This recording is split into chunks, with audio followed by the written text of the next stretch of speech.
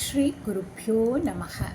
பயங்கள் விலகிட அபிராமி அந்தாதியின் இந்த 62வது பாடலை நாம் பாட வேண்டும். தங்க சிலை கொண்டு தானவர் முப்புறம் சாய்த்து மத வெங்கண் கரிவுரி போர்த்து செஞ்சேவகன் மெய்யடைய கொங்கை குறும்பை குறியிட்ட நாயகி கோகனக செங்கை கரும்பும் மலரும் எப்போதும் என் சிந்தையதே. இனி இதன் விளக்கத்தை நாம் பார்ப்போம்.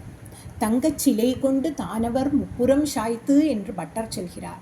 இதன் பொருள் சிவபெருமானின் 8 வீரச் செயல்களில் ஒன்று திரிபுர சம்ஹாரம். இதை நினைவு கொள்ளும் தலம் திரு அதிகை வீரட்ட தலம்.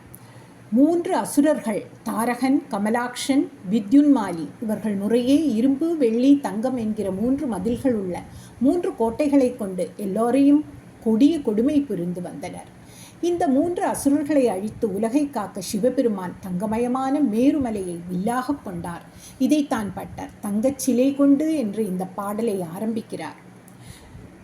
3 அசுரர்களை முப்புறங்களால் உலகை துயருக்குள்ளாக்கின காலத்தில் தன்னலமே இல்லாத தியாகச்சுடர் சிவபெருமான் அழித்தார் என்பதே முப்புறம் அல்லது திரிபுர சம்ஹாரம். சிவபெருமான் தன்னலமற்ற மிகச்சிறந்த தெய்வம். மத வெங்கட் கரி உரி போர்த்த செஞ்சேவகன் என்று பட்டர் சொல்கிறார். கஜமுக அரசன் உலகை கொடுமைப்படுத்தி வந்தான். இவன் துன்பம் தாங்காமல் உலகம் கூக்குரலிட்டது. சிவபெருமான் கஜமுகாசுரனை வதம் செய்து அவன் தோலை உரித்து போர்த்தி கொண்டார். இதைத்தான் பட்டர் போர்த்த செஞ்சேவகன் என்கிறார். செஞ்சேவகன் என்றால் சிவபெருமான். கரிவுரி போர்த்தியதால் சிவபெருமானுக்கு கிருத்திவாசன் என்ற நாமம் வழங்குகிறது. இது நடைபெற்ற தலம் தாருகாவனம், இப்பொழுது வழுவூர் என்று வழங்குகிறது. சிவபெருமானின் வீரச் செயல்களை கொண்டே அன்னை அபிராமி அவரை பிரியாது உடலில் பாதியானாள் என்பார்கள். மெய்யடைய கொங்கை குறும்பை குறியிட்ட நாயகி என்று பட்டர் சொல்கிறார். இப்படி பெருவீரரான சிவபெருமானை மணாளனாக பெற்ற அம்பிகை தனது பேரன்பை காட்டும் வாயிலாக சிவபெருமானை தழுவி அடையாளமாக அவரின் திருமேனியில் தன் இளம் கொங்கைகளில் குறியை இட்டாள் என பட்டர் கூறுகிறார்.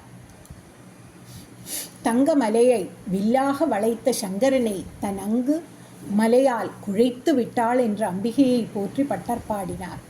கோ கனகச் செங்கை கரும்பும் மலரும் எப்போதும் என் சிந்தையதே என்று பட்டர் கூறுகிறார். இதன் பொருள் மன்மதனின் பாணங்களாகிய கரும்புவில் மலரம்புகள் அம்பிகை தன் கையில் தரித்துள்ளாள். கரும்பு வில்லையும் மலர் அம்புகளையும் ஏந்திய அன்னை அபிராமி சதா சர்வகாலமும் என் நெஞ்சில் நிலைத்திருக்க பட்டர் பிரார்த்திக்கிறார். மேலும் பட்டர் சிந்தை என தனித்து ஒன்றுமில்லை, அம்பாளின் சிந்தையே தன் சிந்தை என பட்டர் கூறுகிறார். ஸ்ரீ அபிராமி அம்மன் திருவடிகளே சரணம்.